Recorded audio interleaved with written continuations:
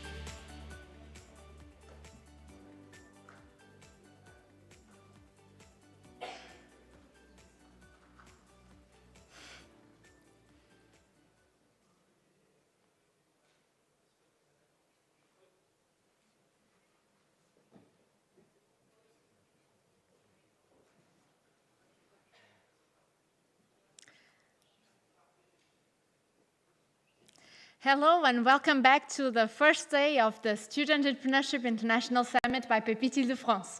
So this afternoon we will start with a pitch session with 6 entrepreneurs, student entrepreneurs from our 6 Pépites from Île-de-France. We will have also 4 international young entrepreneurs that have won the opportunity to be here with us today to pitch their project. You are going to hear about creative and inspiring solutions that tackle today's challenges. Each person will have 3 minutes to pitch their project, and then afterwards we will have a jury that will have 2 minutes to ask them questions on their projects, on their presentations.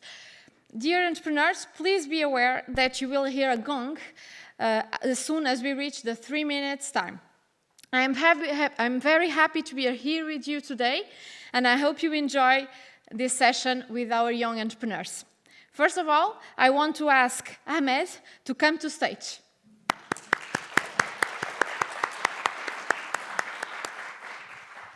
Thank you, Anna. Hello, everyone. How many of you drink bottled water? All of us do, of course. Well, studies show that 93% of bottled water contains small plastic particles known as microplastics. So you have a 93% chance of drinking plastic. Another study shows that Americans, on average, consume 90,000 microplastic particles per year from bottled water only. These are alarming numbers. Microplastics refer to very small plastic particles. You can imagine that they have a size similar to the thickness of a human hair. These particles can vary in amounts, from just a few particles per liter to thousands of particles per liter, depending on the water brand. This problem is not only found in bottled water, but also in tap water. At Isonics, we are developing a system that can provide full analysis of microplastics in drinking water, giving information about the counts, sizes, shapes, and the types of these plastics. Conventionally, the techniques used to analyze microplastics require the use of very sophisticated and complex equipment that is both expensive and time-consuming, where the analysis of one sample can take tens of hours to complete, in addition to being labor-intensive.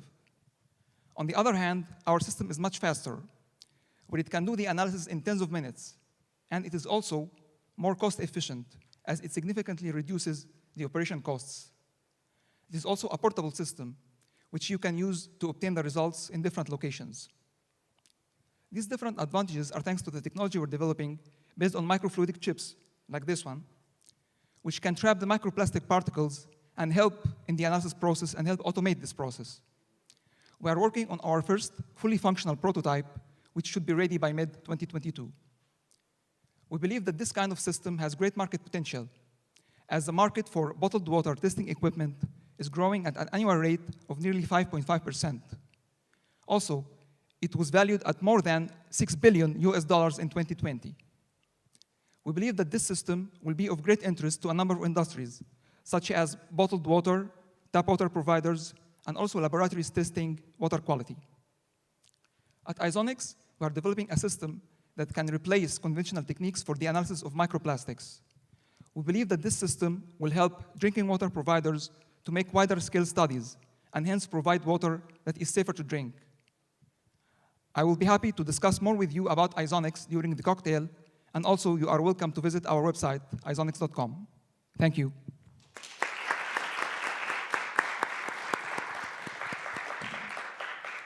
Thank you, Ahmed. What an interesting solution. Thank you. Do the jury have any questions for the first one? Who wants to start? Yes. Sure.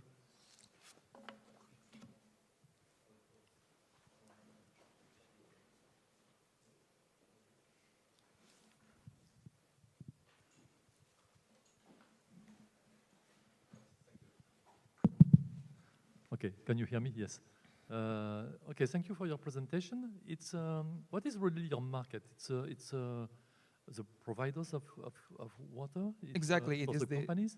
Exactly, the providers of bottled water can use this system. Also, providers of tap water, because research shows that both types of water contain microplastic particles, and also laboratories that can test the water quality can make use of this system.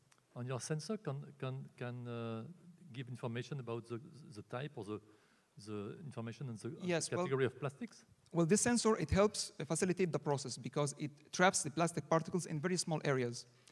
Conventional techniques used to filter the particles on standard particles, and you have to search for the particles on the filter, and they try to apply automated process to do this, but it's still time consuming.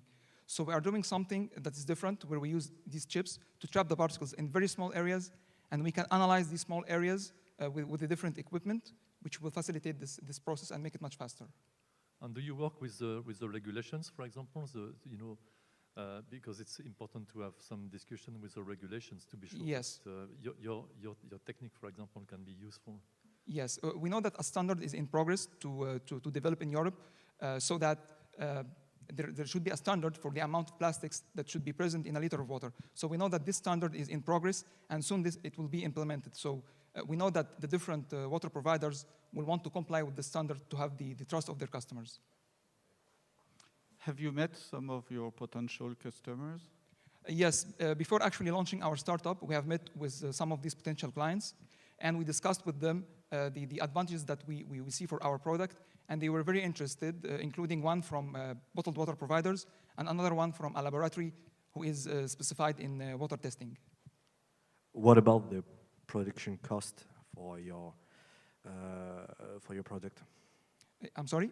What about the production cost of the? Yes, okay. So the system is at least half the price of other systems that are used conventionally, and it provides more information.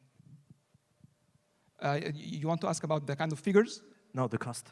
I'm sorry? The cost. The cost? The Yes, cost, it yeah. should be less than 50,000 euros for the device. But I should mention that conventional techniques like, I don't want to get too technical, but like FTIR microscopes or Raman microscopes, they can be 150 or 200,000 euros. And your market is international? I'm sorry? Do you target the international market? International. Well, yes, of course. European, First, we are targeting the European market, and we filed the patents in Europe to protect our ideas. And of course, we foresee in the future that it will be international. I see that there are a lot of questions, but we have to stop here. Sorry, Jerry. We just passed our 2-minute questions. What I can do is that you can discuss with Hamed at the end of the evening at the networking cocktail. Absolutely. Okay, Thank you, Hamed.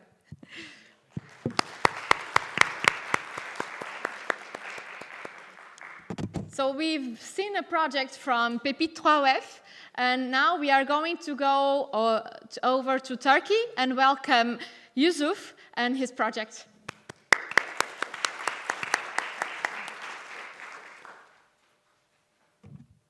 Hi everyone, I'm Yusuf. I'm going to tell you about a little bit about Clean and Go.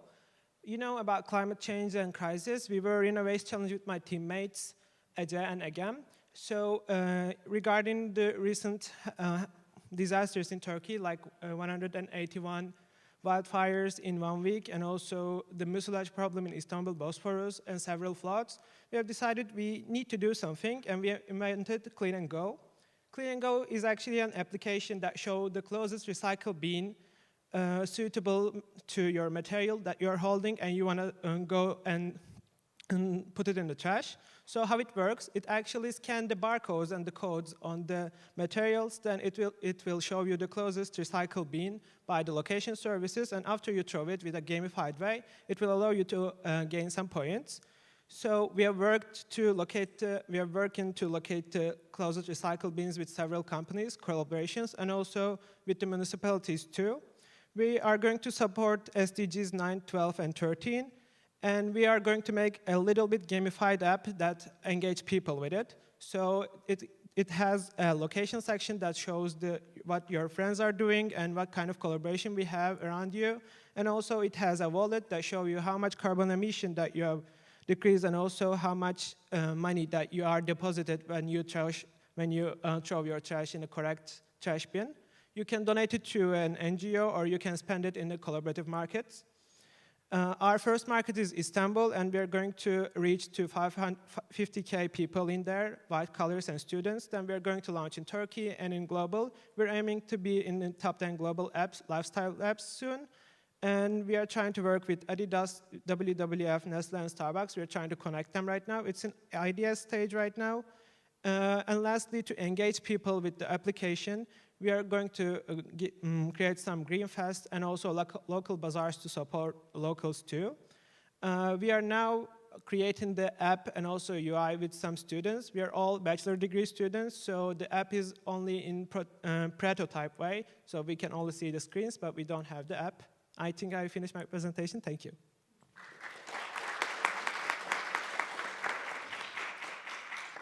Thank you, Yusuf. So questions from the jury? We have a partner here, a team partner that wish to answer the questions for you today also. So.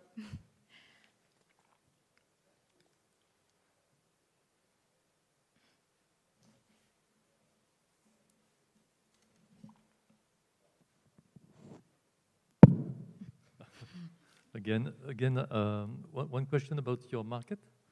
What is your target? It's the international market. How do you want to? It's actually international. There is some kind of deposit systems in Nordic countries. So we saw this deposit system, but we want to make it properly for the locals in Turkey at first, but then open to the global market for like US and also EU too. Because when it comes to recycling production, people has to use some recycled materials in their products to import it somewhere else. So we need to separate this waste and make them useful to people in the industry to use them in their production line. We're going to help people to separate their waste and also sell it to the industry so that people in the industry can use them properly and produce more green product and let them import them to other countries. And you have already some contact with those companies who are involved in the recycling process, actually? Big companies, do you have some connection with them? No, but we're connected with municipalities right now in Turkey, so that, because in Turkey the waste collection system is actually belong to municipalities.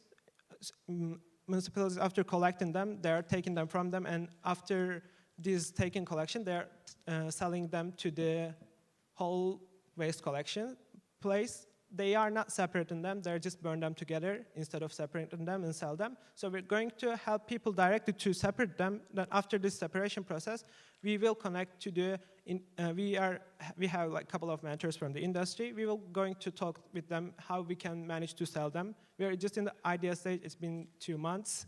We have started to this solution, but I think we are going to make a great progress.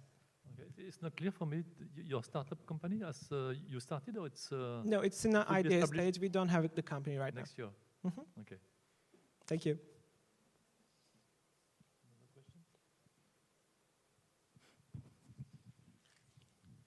What is your developing stage from now? So you were saying for now you just have the app and only screen of the app, that's it? We have the UI and the UX, but we don't have the app. We're working with a computer engineering student. I'm an industrial engineering student, and she's a business student.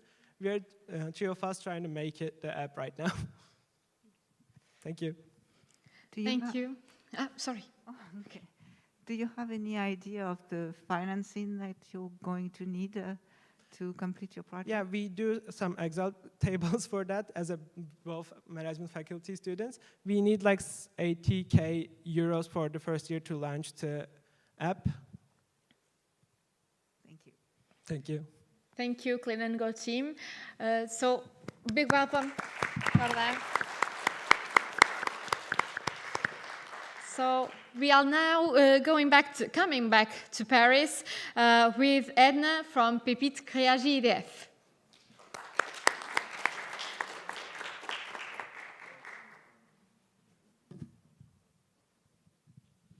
Hello everyone, nice to see you all. I'm going to start by telling you a story, an anecdote that happens with some frequency to me and to some other people, I think. So, I'm walking towards my house. It's already dark because it's already winter. And the street, unfortunately, it's not very well lit. So I'm walking on the street, I have my headphones on, I'm minding my own business, and in this darkened street, I'd see on the other side a group of people, a group of men. So I don't want to be one of those people, but I'm like nervous. I'm feeling a little bit uneasy. I try not to think about it. So I walk, nothing happened, cool. But then I tell these kind of feelings to friends or family, and they tell me, oh, you're exaggerating, you're paranoid, you're one of those crazy feminists. So, and it just so happens that it doesn't only happen to me, it also happens to other women. And not even only women, it also happens to other people, to, for example, handicapped people or the elderly, that they tell them that they're exaggerating, that their perception of insecurity doesn't matter. But it matters because it transforms the way we use cities and public spaces. How could we transform these perceptions into something actionable that makes public spaces even better for the most vulnerable of people? That's what we do at City, Cité, Ciudad. We're an international consulting agency based in France, and we work with city makers. So, for example, we're working with the municipality in Greece, in the port of Piraeus, to improve an area in the city. What we did there was we created tools such as surveys, workshops, mind maps with children, with women, and with homeless people to understand how they perceive and they use the public space. Because at City, Cité, Ciudad, we believe that if cities work for the most vulnerable people among us, they work for the rest of us. Our goal is to make public spaces more inclusive, safe, and humane. So I hope this brief presentation has piqued your interest. You can check out our other projects in the United States, in Mexico, in France, on our website, cityciteciudad.com, or even better, come talk to me at the cocktail at the end of this event. Thank you very much.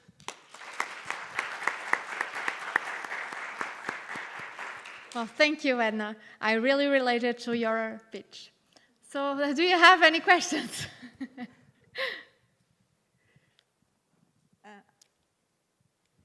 Anna, do you provide any solutions to answer questions from those people who are contacting you or who are interested in what you are doing, or are you just studying what happens and trying to map the problems?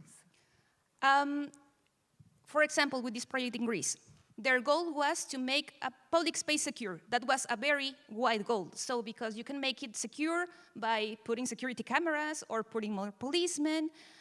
But our approach is a soft security approach, not to make a city a fortress, but to make it more open.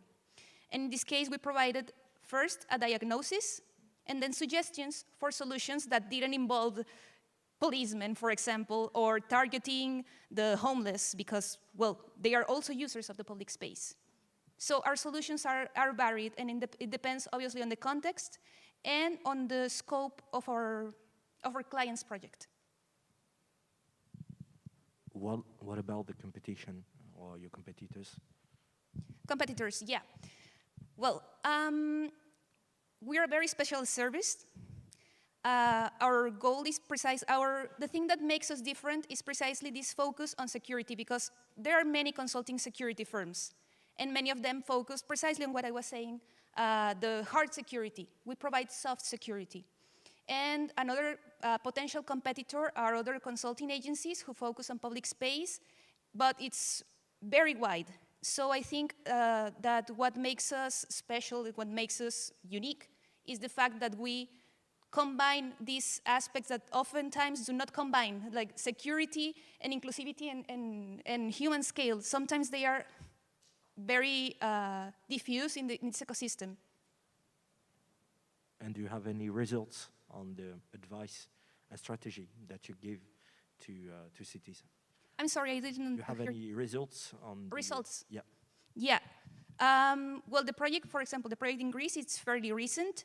We had another project in Mexico where the scope was much smaller and the time we dedicated to the project was less. The project in Greece is 3 years. This other project in Mexico was like 3 months. So there we were responsible to carry out a diagnosis only of teenagers' perception of public space in a very conflictive area.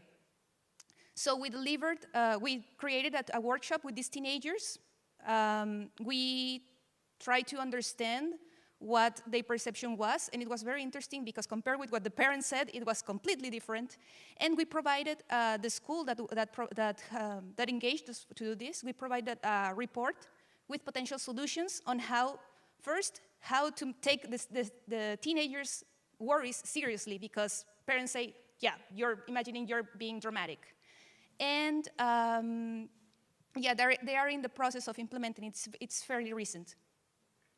So just one very short question to end. How many people you are actually working on this project in your company? We are a core team of 2 people. So me, which is the qualitative side, and my colleague, who is a statistician on the quantitative side. Okay. So to balance things out.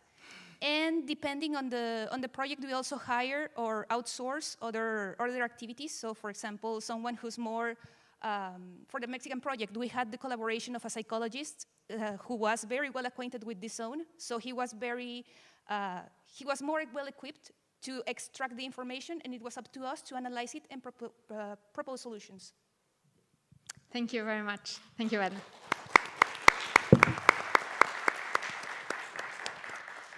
So now we are going to Hungary, and we welcome on stage Dorothea with the project Cook Me.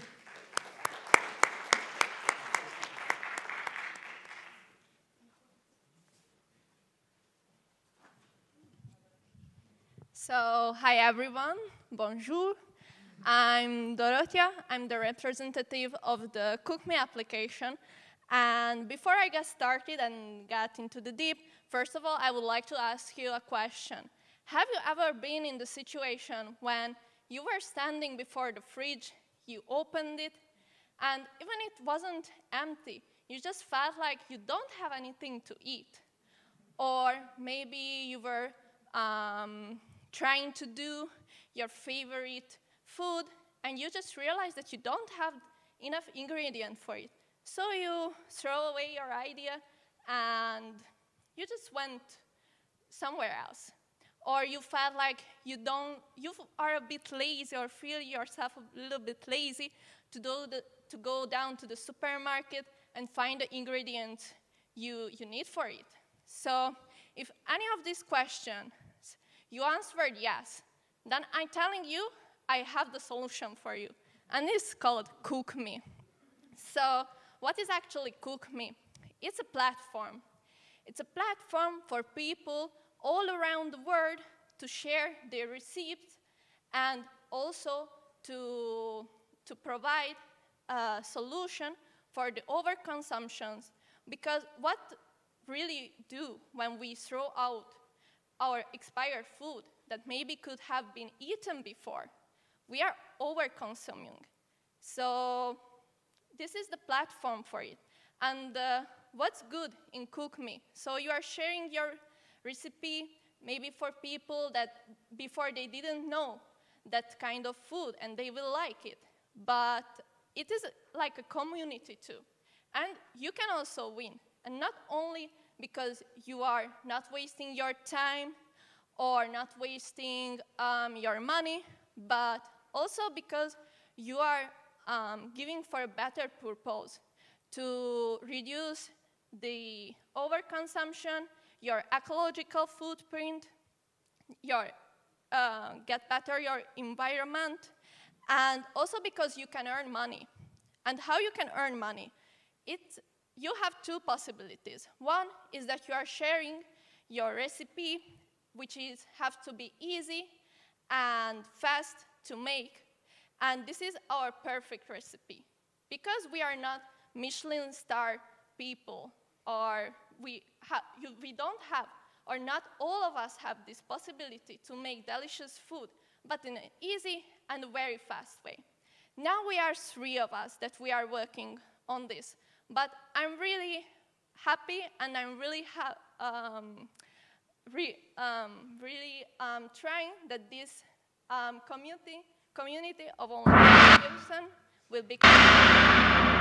So thank you for your attention.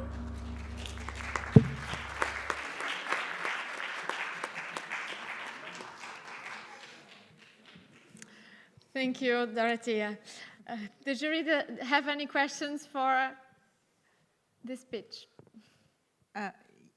Yeah, for example, when we open our fridge and we have just 2 or 3 ingredients, is there any way on your site to find a recipe that would include only those 2 or 3 ingredients? Or if everything is empty in the pantry, all our shelves are empty. Well, I assume that it's really hard to find a recipe, but the solution that we are providing, as it's international, maybe another part of the world, someone has that recipe that maybe you didn't know. Maybe it's a Mexican recipe, or you don't know. And you are living in Europe and you didn't have the possibility to try it out. And you will really realize that you can make it and it's delicious. And you have this experience also, that you are happy that you have eaten what you really wanted to eat. For example, you want to eat avocado, but you don't know what to do with it. You have a recipe that makes a delicious avocado, some food. And you are happy, you got to know some new skills also, and you try something new. So, and meanwhile, your environment will be really happy for you that you are not throwing out to your rubbish, your food. Did you already launch the platform and do you already have users? Not yet. What we did in the last few months, it was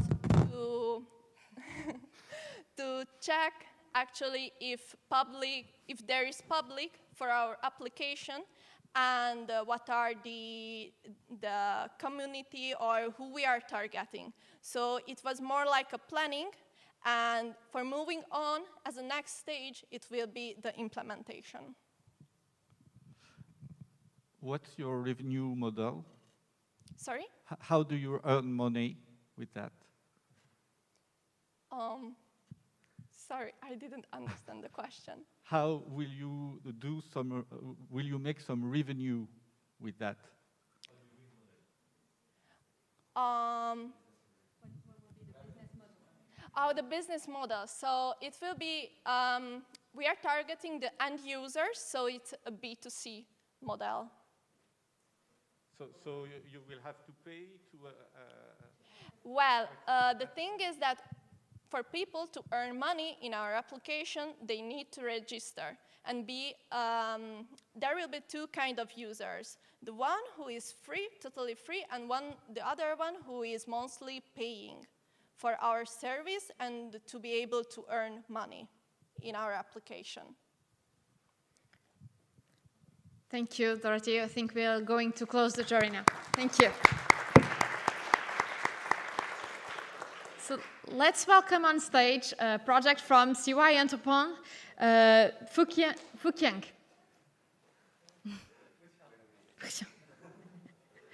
I'll let you say your name again.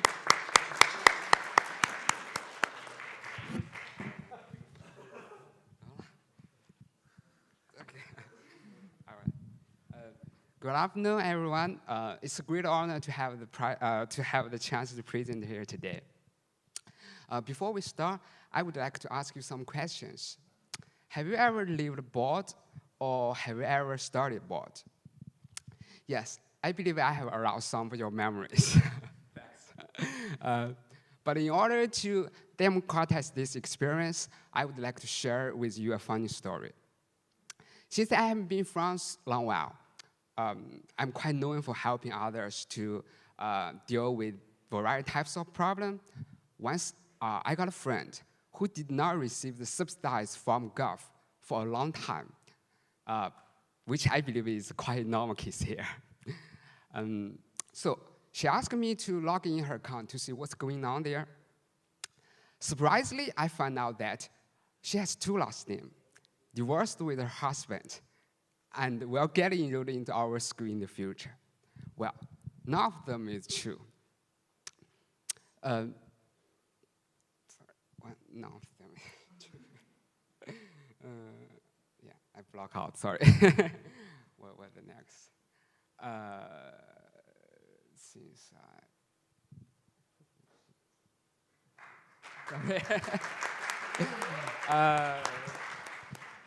I got none of them is true. What's happening? Sorry, I blocked out. What's next?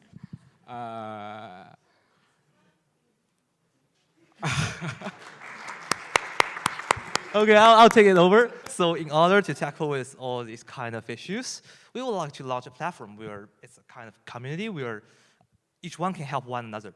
That is to say, like, we have been here for 1 or 2 years, and we know we have the experience of how to tackle with all these kind of problems. And for newcomers, they can come to us directly, or there will be information accumulated on the platform, which they can have access to directly. And in this way, we can facilitate them to adapt to their life easily. And actually, this kind of situations, it is not limited only to administration situations like GAF, but also to all kind of aspects. As long as you have lived or worked in a foreign country, you know it is out of the language barrier, then you may meet kind of problems like when you are renting an apartment, when you would like to buy a car, when you like to do something else. So once we have this kind of community, we can achieve the goal that there will be less, or let we say we can live in a comfortable environment from the very beginning after we have been to a foreign country. And what we are doing right now is that we have launched a platform and application where we can where the users can interact with each other directly, and especially our target users are the international students. And in this way, for the territory who has the accumulation of this kind of information, we can attract students to study in, for example, in France. And for students, they are also really happy to have this kind of information because as long as they got it, they can, to adapt to their life and keep their and to focus their energy on what they would like to do. And actually, this is actually what they're doing for the moment. Thanks. Sorry, I have to cut you.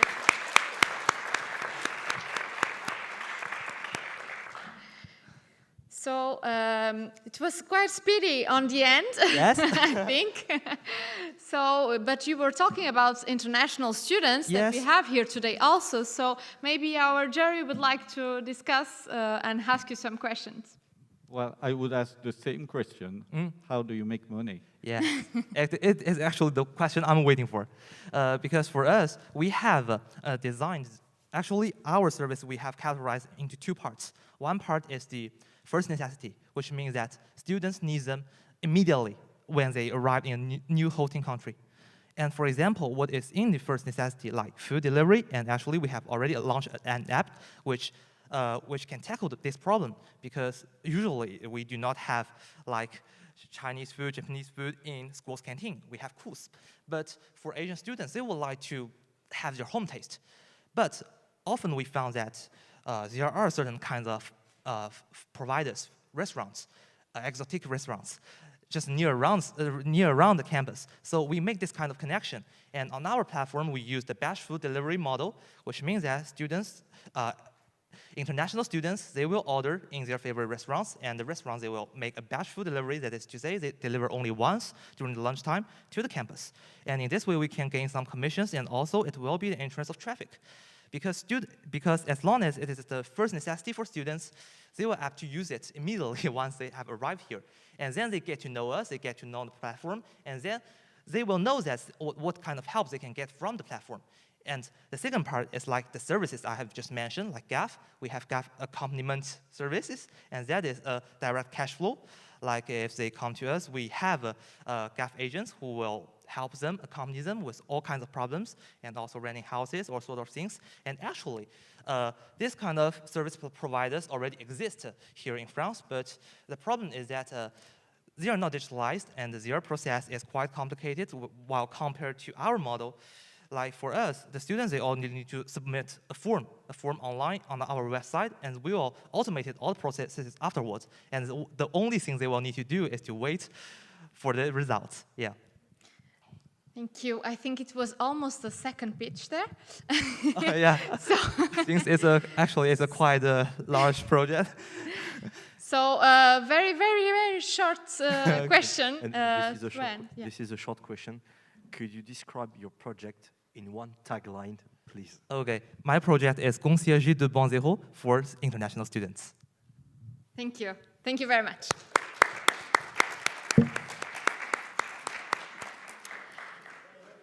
So we're going to Budapest right now and listen to Amar. Welcome.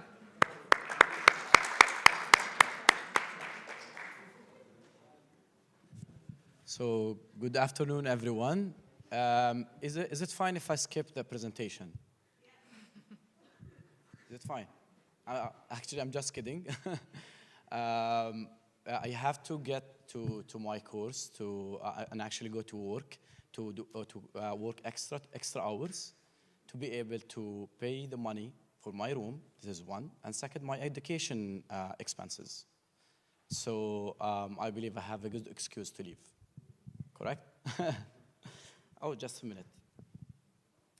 I received a notification, and yeah, so I just received an email from the university that I study at, and they just received a donation from the Good Foundation to cover the accommodation of students of my faculty, which is the business economics, and with a platform that is called EduFund. I believe it's quite interesting. So, yes, they're also mentioning that I can use the money directly once deposited with EduFund mobile wallet.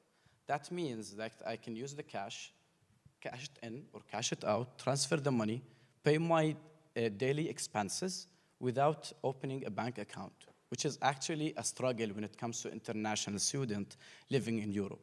So they also mentioned that the wallet will also recommend me where to buy my grocery and how much money to save every month using artificial intelligence. So I believe this is quite smart, and the name says it all, correct? In that sense, I would actually want to use EduFund because it tackles my problem as a student and my other colleagues as well, because more than 3,000 students signed a petition last year complaining about the same issues for education expenses. So in that sense, I would encourage my colleagues, and I would actually encourage also the university staff to use EduFund, because in that sense, they will actually use money and ask donors to get some money while being tracked through the platform from different types of organizations, individuals, private sector, and even governmental institutions. So in that way, they will be able to track their donated money and finally see their impact on the education outcome. Thank you. Thank you. The micro to the jury. Do you have questions?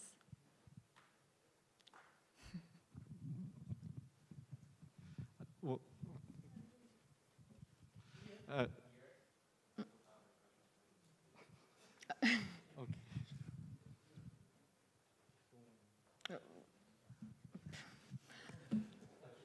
Well, we'll let this Okay, a question from the audience. Yeah, thank you so much for your presentation. Do you have an MVP, minimum viability product on your? Yeah, so basically, since we are talking about a platform that talks with the donors and a mobile wallet that talks with the students, we are currently working on both. The mobile wallet is, for us, we don't want to reinvent the wheel, meaning that we are already speaking with a bank in Hungary. In that way, we will do some sort of collaboration and do some sort of modification when it comes to embedding artificial intelligence. As for the platform, we are currently almost building up the MVP. Okay, but how can you measure the willingness of your customers to pay? Come again? The willingness of your customers. How do you can know exactly how your customers will be willing to pay your product?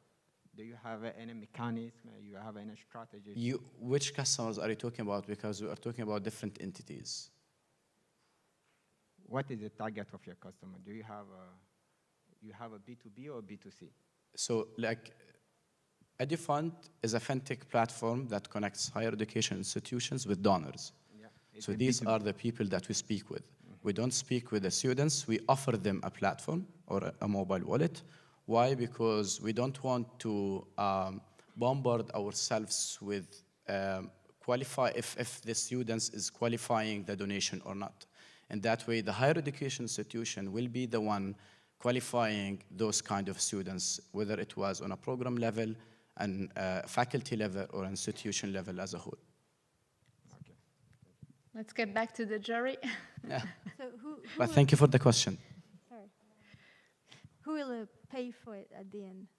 So it will be like the students will be the end users, but like who will gonna pay Yeah, for you're it? talking Like about the revenue the streams, students, correct? or the students will be pay for it, or like the faculty. So or we have 3 different revenue streams. The first one is the CD ladder from the banks, because as far as you know, like it's the same way of having an interest fees. When you deal with banks with a huge amount of money, you take a percentage, an interest fee from the bank. This is number 1.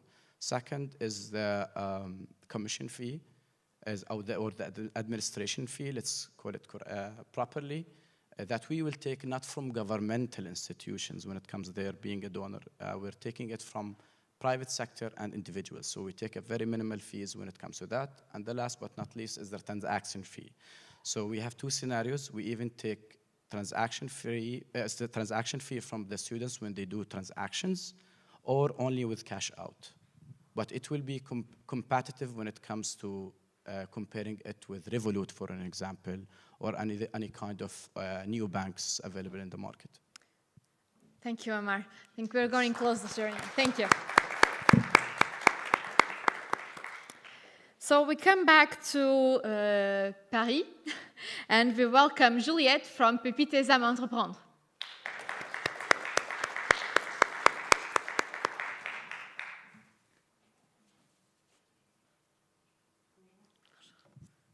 Hello. Hello, my name is Juliette Mensa. I'm here to introduce you to Sido. Sido means to share in Wolof, Senegalese languages. I'm not going to ask you to imagine, but rather to read the future. I am going to tell you the story of Stéphane. Stéphane is a 32 years old fashion designer who I met in Paris, in a pop-up store. He came from Benin. Stéphane works with pineapple leather to make bags and wallets. He works with craftsmen and promotes handmade goods. Stéphane explained to me the difficulties he faced in his country from design to resell. The difficulty to get a visa when you're from Africa, but sadly is it out of my control. The difficulty to work and follow up with a craftsman. The difficulty to find raw material, and difficulty to extend distribution network and to promote his brand. When I realized this problem were also those of many other designers, I went back home and I imagined Sido. Sido can solve all of Stéphane's problems in one click. Find a craftsman, find a supplier, find a concept store, find an influencer, and find a provider specialized in fashion around the world. For each option, we take care of everything: connection, follow-up, and delivery. So now you understand my vision for the future: a real ecosystem in the fashion and handmade sector, promoting know-how around the world, respecting ethical fashion, solidarity. So we began the mission in Ivory Coast. I live in Ivory Coast since 3 months now, and for the next trimester, for the next month, we go to Senegal, and we begin in Paris too with jewelry, men, and supplier in 2 categories of fabric. Your market is only in Africa? Yes, it's online. Yeah, of course, Yes. yeah. What is your business model? We take a commission for Take a commission on each, Exactly. okay. We follow the craftsman with a system, all is digital. My formation, I'm project manager in digital transformation, And we work with the craftsman in Africa for help the craftsman to digitalize a process and do and respect a contract. Do you have some expectation for this kind of event, for example, international event? Coming here, for example, today, do you have some expectation from this meeting? Oh, I don't understand. What are you waiting something from this meeting, for example? Oh, Need yes. some. Because for this meeting, I'm waiting for a promotional just visibility for this project, because all the platform is developing by the team, and it's really for the visibility. Okay. Do you handle the logistic as well, or like The logistic? Yeah, for the delivery? Yeah. Okay, whole is on the platform. All the contract is look like the blockchain. The customer or the user go to the platform, talk with the team. We work with the craftsman and sign the contract online. And after that, we take the product and delivery with DHL to the customer. Okay, thank you. I think it's just a quick one, Sofiane, if... What are the differentiation assets regarding the competition? The differentiation assets regarding the competition. Okay, the differentiation is we mix all the competence. We have 5 categories of craftsmen in fashion, dressmaker, jewelry, for shoes, for bag, and you have another for chair, for table, and other. All the category when you find in the craftsman in handmade. We promote handmade around the world. The know-how. Yeah. Thank you, Juliette. So for our last project from our international students, I welcome Eminem on stage. Just please be aware to have the micro near you, please. Commercial satellites constitute a large part of the space industry, which has a size of about $300 billion. Previously, only large organizations such as governments could compete in this field, but now, due to recent developments and the emergence of small satellites, smaller institutions can join the party. Small satellites are popular because they allow the demonstration of technologies and conducting scientific experiments in orbit with relatively low cost and in a timely manner. The demand for small satellites has substantially risen in the whole world, with about 3,000 nanosatellites being launched into Earth's orbit in the past years. Ever since 2014, there are approximately 50 new space-oriented organizations that are founded every year, and they are sending small satellite constellations into space for various purposes, such as Earth observations or communications. Designing a space mission is not an easy task, and it requires a lot of effort and time by specialized people, and even the smallest mistake can lead to a catastrophe. Engineers have to first model the orbit and the environment the spacecraft will operate in order to decide the critical mission parameters for software and hardware development.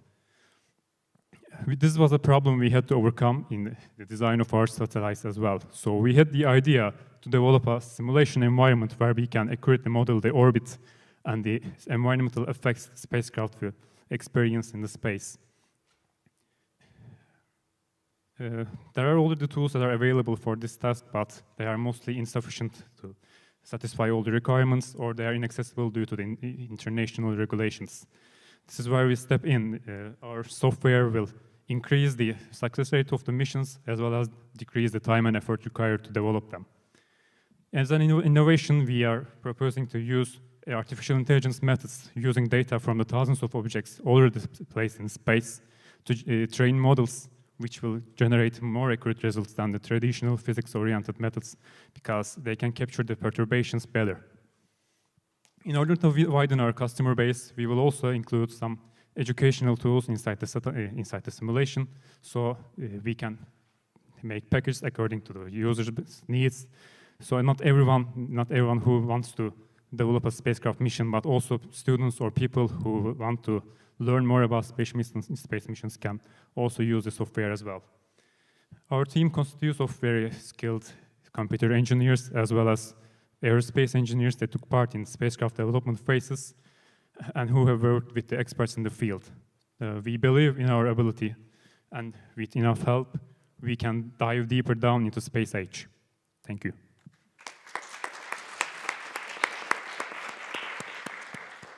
Thank you.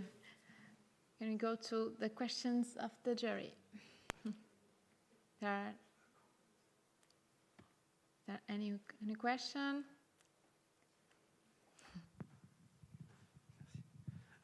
Same question than earlier. Could you describe in one tagline your project, please?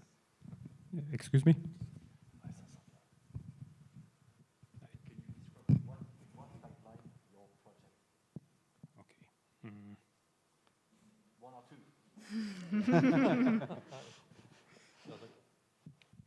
One tool to design, analyze, and simulate spacecraft missions.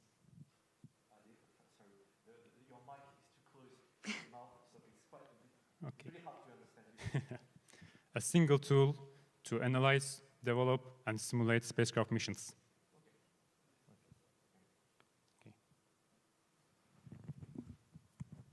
Who will be your clients? There are a lot of targets, actually. For example, defense companies who develop spacecraft applications, or, as I said, a lot of the new space-oriented companies who are currently on the development of their small satellite constellations. There are various use of these constellations for like Earth observations, internet access, telecommunications, other scientific missions. So they are really on the rise at the moment. All of the companies or organizations or space agencies who develop a spacecraft mission can make use of this software, as well as students, aerospace engineers, etc., can use this software to develop their skills, because we will sell packages accordingly. So they won't get the full deal, but a reduced version with educational content. Thank you. Round of applause.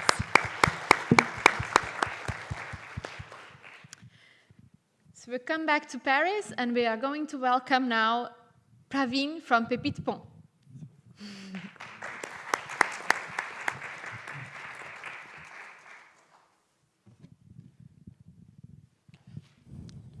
Hello everyone. I will begin with a small question. How many of you are students or used to be students? Okay, thanks a lot. So I will begin with a small story. I used to be a student during my master's at Egypt University. You know, in every lot of semesters, you have a lot of lectures. And every lectures, you have a lot of presentations, assignments, as well as video lectures and recorded lectures. At the time of the COVID, professors sent the link, you have to join, and you have to fast, don't we get late.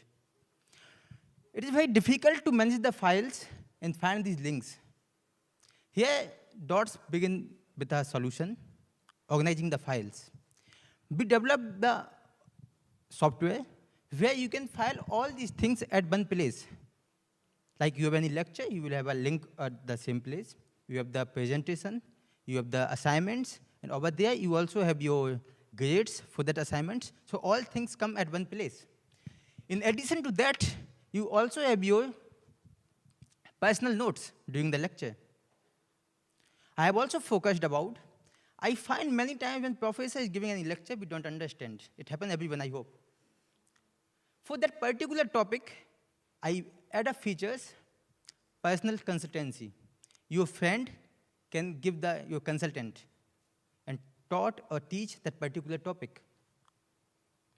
Now it is very simple, you know, our clients are like students, teachers, colleges, universities, schools. We also make a software like that. SME, small medium enterprises, can also use that to train the employee or teach them. We have to take care about the cost effective so that students or the schools from a village or suburban area, they can also afford it.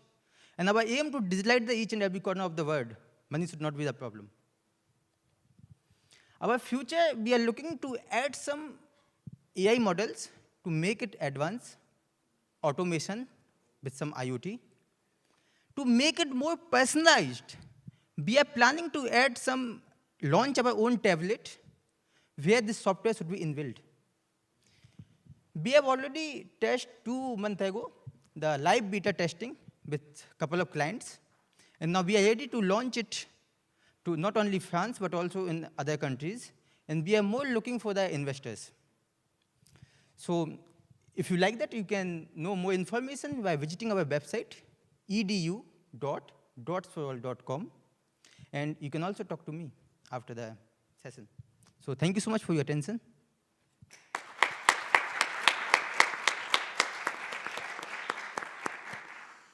Well, we have some professors here, so I think we can have their input on it. What does you think about? So I would like to know, maybe I haven't all understood, but what's the difference between what you propose and Moodle platform? Yes, okay. The main problem I face personally during, not only studying during ESAB Moodle, but also other colleges, because I talk to the students and see they're doing the research, files are not that much organization. Even some of the universities, they send their video link on the email, students are searching, to bring everything at one platform. Even I make some notes, the notes should be at particular place. Even some student makes notes on the paper, I can take the photo and upload over there. So everything should be digitalized. We have take care, actually 3 minutes are not enough for me to explain every feature. We have a lot of features which I found not already existing. Can you explain your business model? Because I don't understand how you make your business. Pardon? What is your business model? Okay, so business model, we are more focused on the B2B business, like small medium enterprises, as well as the universities, colleges. And our aim is to digitalize the world at low cost. So be first 100 or 200 students, give free of cost, you have nothing to pay. If the number of students increases, we charge on the basis of the student in a university, school, or colleges to that university or institute. Same for the enterprises. Okay. Did you start it already, or it's? Yes, we have already started, and we are looking for a growth. Okay. And we are continuously adding new features. Question? Yeah, I think we can close the questions now. Thank you, Praveen. Okay, thank you so much to all.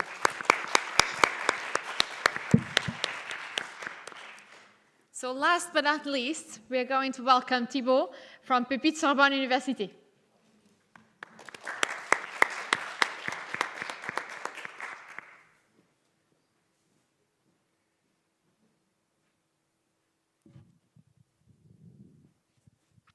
Hi, my name is Thibaut, and I work for WildSense. Each year, over 5 million hectares of forests in Europe are lost to insect outbreaks. That's 5 times the area of the Île-de-France region and 10 times the amount of land burned by fires each year. That makes insect outbreaks the #1 cause of forest loss in Europe. And that's being exacerbated by climate change. It used to be that these insect outbreaks would occur once or twice a year. With climate change, they're now occurring 3 to 4 times a year. And foresters don't have the tools to monitor and combat these attacks. The tools they have right now, there's 2 of them. Or they can do manual scouting, but the insects are very small. They're the size of a grain of rice, and they live underneath the bark, so they're very time-consuming to spot. Or they can use multispectral drones, but those are very expensive. They cost roughly 10 euros per hectare, which is a lot of money for a forester. Our solution is to use satellite imagery to monitor forest health in a much more scalable way. Our patent-pending technology enables us to monitor forest health at a cost 10 times cheaper than these existing solutions. Using our technology, we are able to monitor this forest health and help keep these forests, absorbing carbon and being a home to biodiversity. But how does it work? Well, first we have to download the satellite images. Then we process them using our models that are built in-house. After that, we take the map of the forest risks that we've built and we send them to foresters on our mobile app and web app. From there, the foresters can intervene and help stop outbreaks with this information. We've been moving quite fast. In the last year, we've raised close to €1 million, hired a team of 13 people, including 3 PhDs, and now we're ready to commercialize. We've got 60,000 hectares of forest all across Europe that are already being monitored using our platform, and now we want to go international. This coming year, we want to go international and take that same core technology and apply it to new domains, like the carbon credit markets, which are booming but lack transparency. If you'd like to know more about what we're doing now and what we're going to be doing over the next few months, I'd love to chat. You can also contact us on wildsense.co, and I'll see you soon. So, Liv, there might be questions from the jury. I guess that you collect satellite images for free. Yes, probably, yeah. We use images from the European Space Agency. Yeah, but is it the same for America, for example? Yes, the coverage of the Sentinel-2 mission from the European Space Agency is global. We've got, when you're looking at satellite imagery, you've got 3 things that are important. You've got spatial, temporal, and spectral resolution. So the spatial resolution is how accurate the images are. Yeah. You have a 10-meter resolution on those, which is enough in a forest setting. It's 2 or 3 trees. And we get new images from around the globe every 5 days. The only parts of the globe that aren't well covered are the oceans, but there's not too many trees there. And you mean that you want to extend outside Europe? Yes, for example, correct. in America, in California, for example, you have already some contact of? So we're working with Business France as of this month to expand to Canada and the US. So by the end of the month, their goal is to get us 40 leads and then to intro us to those 40 leads by the start of the new year so we can start working with these foresters before the next big season. Yeah. Insects attack typically in the spring and the summer, so we have to be ready by April if we want to not miss this season's sales. I was thinking that it may be interesting for many students, entrepreneurs that we have here, that it may be interesting to discuss, because many others want probably to get some solutions to see how they can extend or penetrate some market market, for example. Happy. And what is your business model on this? Yeah, so we charge a setup fee and then we charge per hectare per year. It's a B2B SaaS solution. So to get access to the platform and upload their parcels, they need to pay a setup fee. So we can do all of that for them. And then for each month, they pay a fee depending on the number of hectares that we're monitoring for them. But your customers can be foresters, but also I don't know, cities or yeah. So our main customers are large forest managers and owners. In France, those are cooperatives. In the US and Canada, those are going to be big forestry companies. Yeah. It really depends on the market. Okay. We would love to work with governments. It's sometimes a little bit slower to work with governments. That's why we're starting in the private sector. But we already have a contract with the French Space Agency. So it is possible, and it's something we want to keep doing in the future. Who is within your team? Excuse me? What's your team? What's my team? So we've got 13 people now. We've got a core technical team of remote sensing engineers. Then we've got a data engineer that takes all of their algorithms and makes sure that we can scale them to millions of hectares, which is actually probably the most difficult part of what we do, because each satellite image is about 1 gigabyte, and so to process that at a low cost is not easy. Then we've got 2 full-stack developers that work on the web app and the mobile app. And then we've got me, hiring an admin person, UX UI designer, and the rest is sales. Thank you, Thibault. Pleasure. Thank you.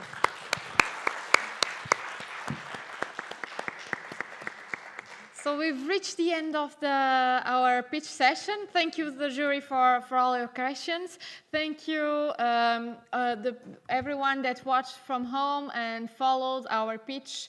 I thank you for being present with us today, and we'll see you tomorrow. For the rest of us, we'll continue with the Innovation Challenge that will take place upstairs in the other rooms that you have seen this morning.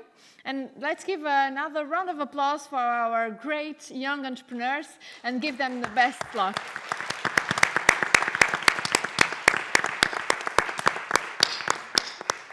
Thank you.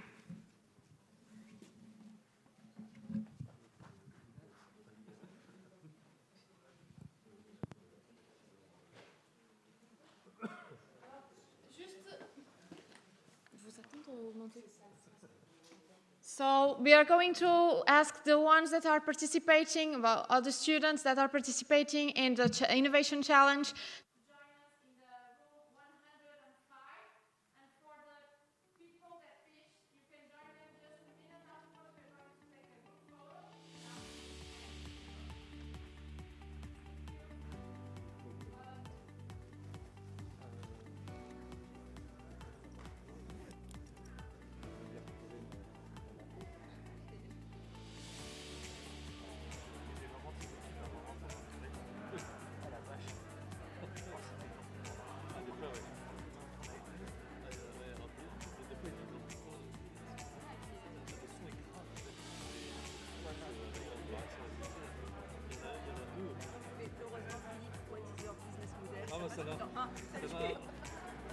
Cette ici, c'est le film passe-partout, quoi.